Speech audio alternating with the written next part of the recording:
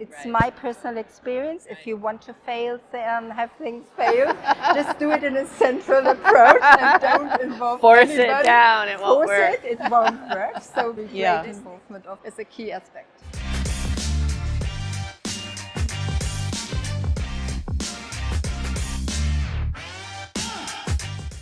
Well, Iris, thank you for being here. I'm excited to talk to you today about employee experience.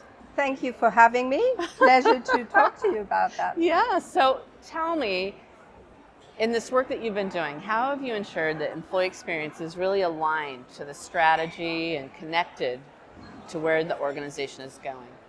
Yeah, in 2021, we revised and further developed our strategy. And it turned out that employee experience is one of our 4 key pillars of our strategy. And honestly, this was a great starting point. Furthermore, we really worked on our core values. So we refreshed our values and aligned them internationally, which wasn't the case before. So we could link cultural aspects to the strategy and bring together employee experience. So the fact that it was one of 4 pillars tells me you had leadership support. They put importance on it from the very beginning. Yes, we had, in fact, our CEO, Carsten Wildberger, joined in 2021 too. So same year I joined the company. Yeah. And he really fostered the strategic process. So it was no HR process. It was a common process within the whole ExCo. Right. And it was very important to have this alignment and commitment great. There. Yes. That's fabulous. How have you defined employee experience, and how are then you measuring the progress you're making against it? Yeah. After we defined employee experience as strategic pillar, we really worked on the definition to get clarity on that and started communicating. What we found out, it's really important to find appealing examples and good stories to bring it not only to the mind but also to the heart of the employees. We were a bit technical at the beginning, but key success factor is really to change that and to work on that differently. In terms of measuring, I mean, of course, we are working with performance KPIs and HR KPIs along the way with the manager, but it was important for us to have one additional indicator which gives us insight about employee engagement. Thus, we decided to implement an employee survey, the so-called Net Promoter People survey, which we conduct twice per year. Okay. So, looking at the NPP survey, the metric is the same as the NPS survey, which is so very mirrors widely, that, so to speak. Exactly, as we use it intensively in the business. The NPS survey, so we use the same metrics. Core question is whether employee would recommend us as employer, but we have 12 questions which follows, and these 12 questions are in the areas of leadership, development, communication, cooperation. So we listen very carefully to our employees there and follow up intensively on that. Got it. And you were telling me earlier you were seeing very positive trends given the work and the effort you've been put in here. Yes. Due to the fact that we really look in depth into the results, doing measurement workshops, derivate actions after each and every survey, we see that the employees perceive that we listen to them and that we work in our agenda and on the employee experience to really bring that forward, and we see positive trends.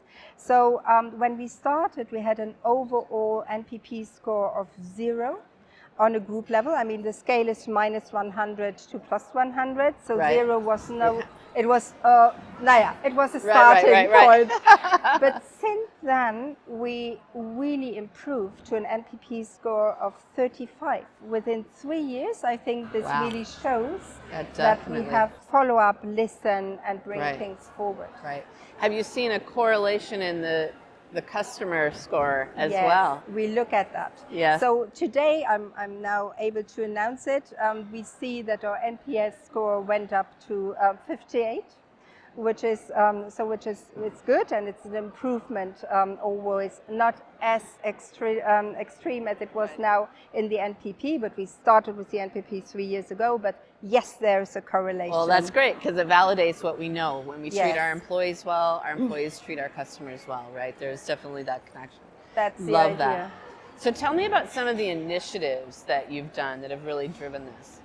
Yeah, we work along on initiatives along the employee life cycle. So we worked on each and every step of that, but I'll give you maybe 2 examples. Okay. So one in the area of attrition. Yeah. So we worked on an employer branding campaign, really looking at personas. So the new personas we are targeting on in terms of our strategy. So we defined requirements and what we offer, and we used our own employees telling their own story nice. to roll it out. And the Let's Go employer branding campaign was rolled out in 2022. So this is, for example, one example, I guess. Yep. A second one is development. Everything starts with performance management, something which we discussed upside down during the last 1.5 days and got amazing insight there. So far in the past, we were very much concentrating on KPIs and the what part.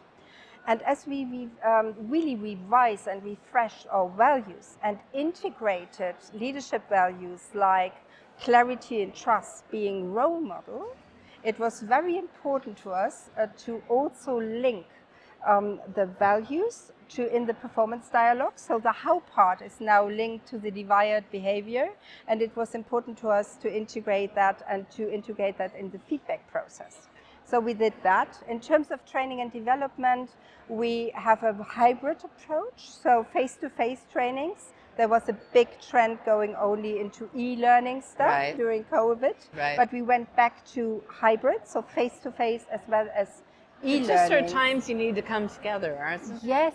Yeah. And it's so amazing. So last year we did face-to-face workshops, discussing with the employees about how to customer centricity and customer service and solution focus. At the same time, we launched 100 e-learnings in cooperation with an external partner called Good Habits, also internationally.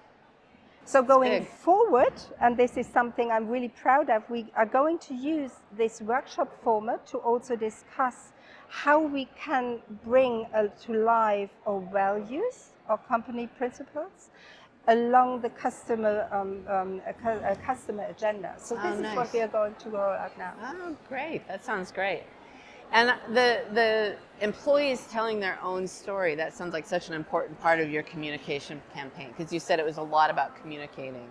Yes. Are there other mechanisms you've used in the communications that have had real impact? Which is very important top down. So starting from CEO calls where everybody can dial in, and we offered to lower the barrier to give feedback, we offered to give anonymous questions. You know that people are then even more critical and dare to ask more. So it's a format which our CEO does on a regular basis. We have CFO calls talking about business. We have HR calls talking about people agenda and initiatives.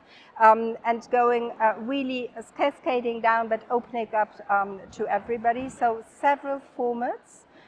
We are really focused on that because communication is key. Sounds like some real leadership courage in there too, being able to take those questions and address them.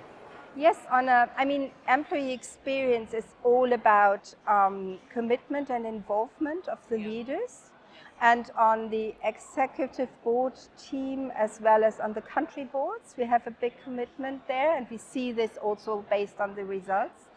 What we are going to do is also involve more of the, let's say, next line leaders to bring up this cultural commitment and to foster this even more in the upcoming months. So how do you do that with 50,000 people distributed widely? I mean, how do you drive the consistency and the connection for everyone?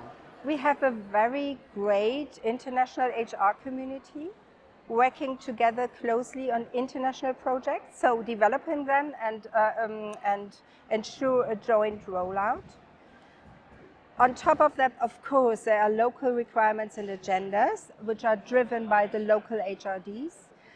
but we use best practices out of these approaches and scale them up again and roll them out internationally.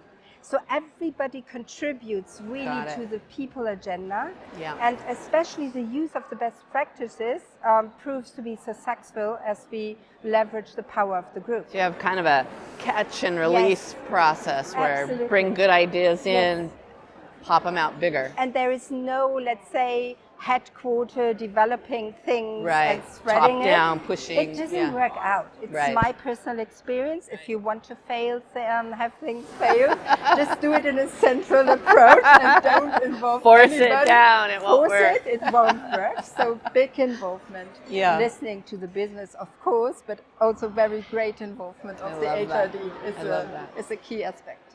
So what would you leave the listener with? Like if they're getting ready to start something like this, to truly focus on employee experience as a key pillar of the strategy, what advice would you give them as they're getting going?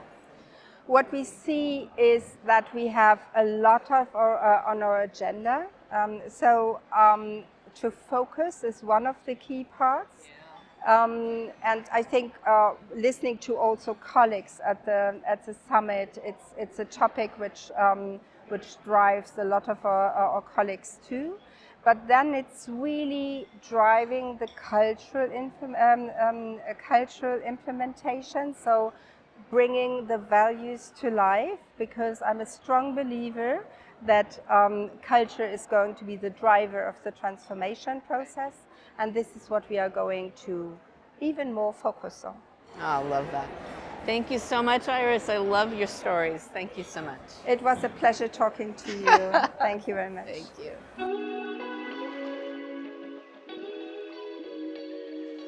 you.